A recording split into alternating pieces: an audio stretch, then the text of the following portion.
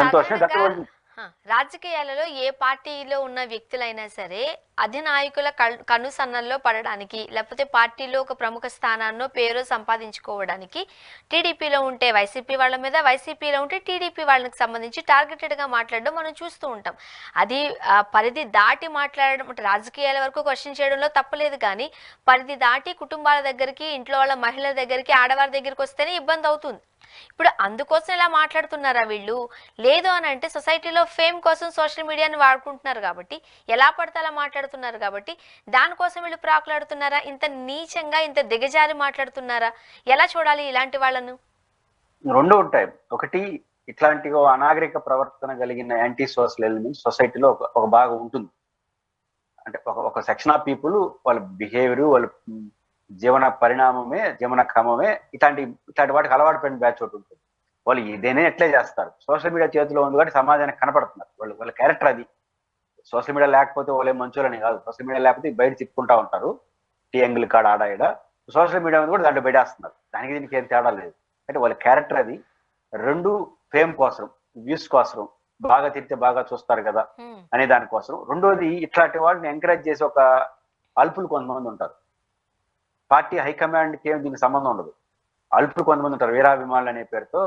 జగన్ తిరిగితే తెలుగుదేశంలో ఉండేవాళ్ళు, తెలుగుదేశం చంద్రబాబు గారిని, భువనేశ్వర్ గారిని తిరిగితే దానికి వ్యతిరేకంగా ఉండే వైసీపీలో కొంతమంది అల్పులు ఉంటారు.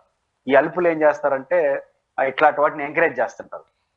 కానీ అధిష్టాన వర్గం నెంబర్ 1, నెంబర్ 2 లీడర్షిప్ ప్రోత్సహించదు, వాళ్ళతో సంబంధం ఉండదు, కానీ చూస్తూ ఉంటుంది. ఇది కూడా తప్పు అంటున్నాను.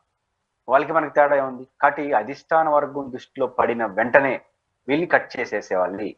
ఒకరిని కట్ చేయండి, ఇప్పుడు అతను అరెస్ట్ అయినారు, రేపటి నుంచి మిగతా వాళ్ళు మాట్లాడరు. ఎందుకంటే భయం, మళ్ళీ మన జోలు కూడా వస్తారు. అంటే ఈ హెచ్చరికలా ఉపయోగపడుతుంది. బట్ ఖచ్చితంగా వీళ్ళ క్యారెక్టర్ అది. కొంతమంది ప్రోత్సహించే వాళ్ళు ఉంటారు, వ్యూస్ కోసం న్యూసెన్స్ చేసే అలవాటు ఉన్న క్యారెక్టర్ ఉన్న వాళ్ళందరూ ఇట్లాంటి పనులు చేస్తుంటారు.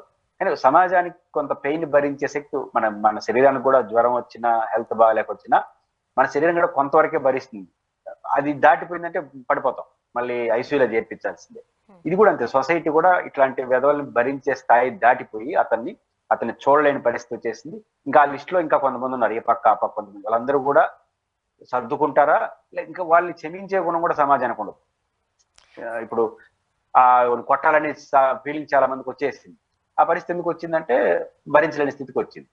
ఇప్పుడు నాయకుడు వెనకాలే కార్యకర్తలు, లీడర్ వెనకాలే ఫాలోవర్స్ వెళుతూ ఉన్న చందంగా ఒకవేళ మన రాజకీయ నాయకులే అది అసెంబ్లీలో కూడా మనం చూస్తూ ఉన్నాం. నిజంగానే చాలా సందర్భాల్లో అభివర్ణిస్తూ ఉంటారు, ఇది అసెంబ్లీలో లేదు, కుళాయిల దగ్గర బిందుల కోసం, వాటర్ కోసం గొడవ పెట్టుకునే ఇలాంటి పరిస్థితులు మనం చూస్తూ ఉన్నామని మనం వింటూ ఉంటాం.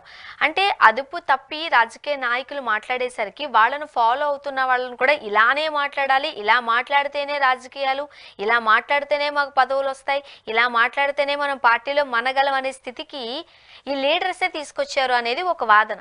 ఇప్పుడు ఈ చెబ్రోలు, కిరణ్ మాట్లాడేసరికి ఇప్పుడు అందరూ దీన్నే మాట్లాడుకుంటున్నారు, చర్చించుకుంటున్నారు. మీరేం చెప్తారు? ఒకటి సోన గారు, ఇక్కడ బేసిక్ ఏంటంటే, ఒక జర్నలిస్ట్ గా మీకు ఒక చిన్న వ్యక్తి, మీరు అనలిస్ట్ గా నేను ఒక చిన్న వ్యక్తి. మనం ప్రైవేట్ గా డిబేట్ లో కూర్చున్న తర్వాత మన సమాజానికి మెసేజ్ ఇస్తాం. మన స్థాయి ఎంతనో ఉండొచ్చు, మన స్థాయి చిన్నది కావచ్చు. డిబేట్ లో కూర్చొని పబ్లిక్ డొమైన్ లోకి మీరైనా నేనైనా వెళ్ళిన తర్వాత మనం చాలా గొప్ప వ్యక్తులుగా బిహేవ్ చేయాలి. కాకపోవచ్చు మనం, ఎందుకంటే మనం వాయిస్ లక్షలాది మంది వింటారు, విన్నప్పుడు ఫాలో అవుతారు. కాబట్టి ఒక వేదికలో కూర్చున్న తర్వాత మన క్యారెక్టరు, మన గతం కాదు, మన స్థాయి కాదు. ఒక వేదికలో కూర్చొని వేలాది మందిని అడ్రస్ చేస్తా ఉన్నప్పుడు రెస్పాన్సిబిలిటీ ఉండాలి, భయం ఉండాలి, భక్తి ఉండాలి. ఇది కోల్పోయిన తర్వాత కింద వాళ్ళు ఇంకా కోల్పోతారు కదా. ఇప్పుడు టీవీ డిబేట్ లో కూర్చొని నేను పద్ధతి దాటానంటే కింద వాళ్ళు ఇంకా బరి తెగిస్తారు. అదే ఒక రెస్పాన్సిబిలిటీగా మనం ఇక్కడ మాట్లాడితే కింద వాళ్ళు ఫాలో అవుతారు. ఇప్పుడు నేను చెప్పాను, ఒక టీవీ డిబేట్ లో నిన్న వాడిని తిడతా, వాళ్ళకన్నా దరిద్రం తీసుకొచ్చి పెట్టి డిబేట్ లో కూర్చోబెడితే ఏం మెసేజ్ ఇస్తున్నారు? వీళ్ళందరినీ చూసి నేర్చుకోమని చెప్పాలి.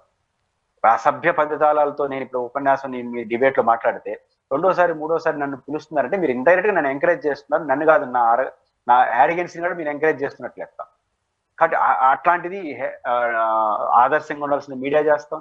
ఇంకా నాయకులు అంటారా విచ్చలవిడిగా మాట్లాడుతున్నారు అన్ని వైపుల నుంచి. విచ్చలవిడిగా మాట్లాడిన తర్వాత వాళ్ళు చూసే వాళ్ళు ఏమంటారు, మన నాయకుడు మాట్లాడగలేదు, మనం ఎందుకు మాట్లాడకూడదు అనే మెసేజ్ వెళ్ళిపోతా ఉంది. కాబట్టి ఖచ్చితంగా రెస్పాన్సిబిలిటీ పర్సన్స్ రెస్పాన్సిబిలిటీ తీసుకోవాలి, ఇర్రెస్పాన్సిబిలిటీగా బిహేవ్ చేయకూడదు అన్నది చాలా ఇంపార్టెంట్ వ్యవస్థలో. ఆ ఇంపార్టెన్స్ ని ఈ వ్యవస్థ కోల్పోయింది కాబట్టి, పెద్ద స్థాయిలో ఉన్న వాళ్ళు కోల్పోయారు కాబట్టి కింద వాళ్ళు దాన్ని ఫాలో అవుతున్నారు. ఒక దశ దాటిన తర్వాత ఎవరో ఒకరు బలవుతారు.